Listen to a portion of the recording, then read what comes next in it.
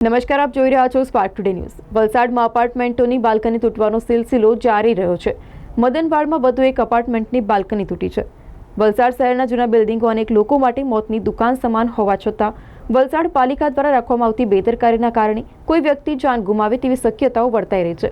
વલસાડના હાલરમાં એક અપાર્ટમેન્ટની બાલ્કની તૂટી પડતા મોડી રાત્રે વલસાડ શહેરના મદનવાડ વિસ્તારમાં શિવ અપાર્ટમેન્ટના પહેલા માળની બાલ્કની તૂટી હતી। અપાર્ટમેન્ટના ગ્રાઉન્ડ ફ્લોર પર આવેલા દુકાનની આગળના ભાગે લગાવેલા પતરા ઉપર પડતા પતરાને ભારે નુકસાન થયું હતું। ઘટના રાત્રે દરમિયાન બની હોય, કોઈ હાજર ન હોવાના કારણે મોટી જાનહાનિ થઈ ન હતી। જોકે આ નીચે મૂકેલી 2 બાઇકો દબાઈ જતા ભારે નુકસાન થયું હતું। ઘટના સ્થળેથી વિગતો મુજબ અપાર્ટમેન્ટ આશરે 20 વર્ષ જૂનું હતું। અપાર્ટમેન્ટનો ઘણો ભાગ જર્જરિત થયો હતો। જીવના જોખમે લોકો રહે છે।